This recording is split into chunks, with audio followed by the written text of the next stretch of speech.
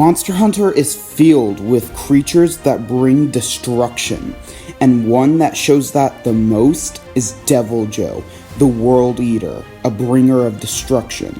But what if we put Deviljho in a world about balance, about the four elements? Yes, today we'll be asking the question, can Deviljho survive Avatar's creatures? Let's get into it.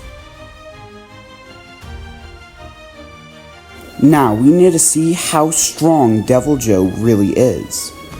First of all, he took hits from other monsters, and he is super aggressive.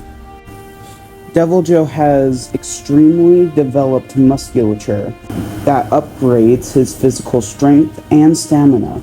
His powerful jaws, assisted by his musculature, can help him throw around and injure other creatures, and can deliver a bone-shattering bite. He is able to run incredibly fast and jump extremely high for a creature of his weight. He is able to move fast during a fight, which can help him here with some of the creatures in Avatar. With how his head is shaped, it's more likely than not he can use his head as a mace or battering ram in a fight. And he has his, I'm just gonna call it Dragon's Breath. Sorry for all Monster Hunter fans out there. Hi, editing me here, and it's called Dragon Bright Vala. I'm still gonna just call it Dragon's Breath. Sorry. Which is extremely powerful, working kind of like very radioactive fire. Also, this guy is always on the hunt because he's always hungry, similar to Skullcrawlers from the Monsterverse. He also has an alternate form where his muscles grow very much, and then he just gets like way more aggressive and way stronger, and steam comes out of his back. Sorry, I don't know that much about this alternate form. It didn't say that much about it, of the research I did. The most common attack he uses is a slamming attack. He is able to take blows from other monsters that are very powerful, and, well, that's kind of it for his strengths. He does have two weaknesses, though. He is weak to electricity-based powers, and also dragon element powers. So, let's see if he can survive the world of Avatar. The bracket Deviljho will have to face will be a platypus bear, Nyla, badger mole, Appa, the Unagi, Ran and Shaw, and finally, the lion turtle. Deviljho. He looked around when he woke up, realizing this wasn't his world. But he didn't care.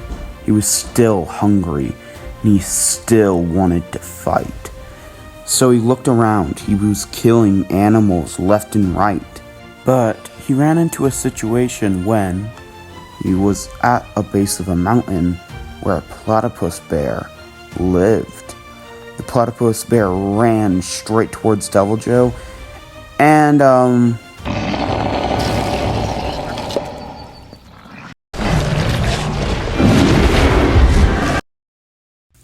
the platypus bear is dead. Now, let's talk about Nyla, the shear shrew.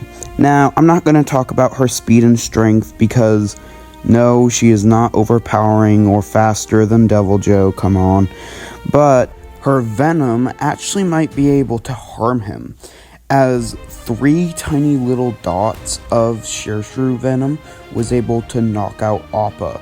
What do you think a giant lick or whip from that tongue would do to Deviljho if hit enough? Let's say it hits him like 100 times and then he finally gets knocked out. Well, as soon as he wakes up, he's just gonna run and tear her to pieces. So, yeah. Now, even though the badger moles might be able to match some of Deviljho's low-end feats, they're not gonna overpower him, but we are getting into creatures that have control over elements, and honestly, if done correctly, a 2 or 3 badger moles might be able to kill Deviljho with huge rock pillars or huge rock spikes coming out of the ground, constantly just impaling him, but due to Deviljho having much higher feats and also having that other form that could help in this situation, and it would take multiple badger moles, not one. So I would say with medium difficulty, Deviljho would move on. Now, let's see if the Sky Bison who survived Skull Island can beat Deviljho. If you want to see how strong Appa truly is, go watch Can Appa Survive Skull Island. That will show his best feats. But for a quick summary, Appa is able to move much faster than Deviljho. He is not stronger than Deviljho, but he's able to do some feats comparable to the badger moles. And he's able to move pretty dang fast, like I already said, and he does have horns that impaled correctly into Deviljho might work. But Appa would be the only one surviving, but he is not beating Deviljho.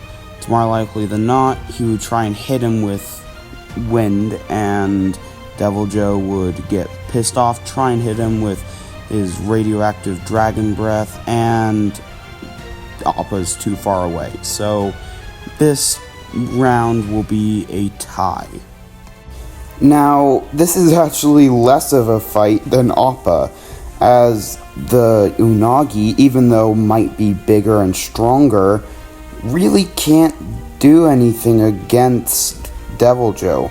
Like, he would have home terrain advantage because he's in the water, but literally, like, even though the Unagi's bigger and can outdo some of Deviljho's feats, Deviljho will just boil him the water and then he would win.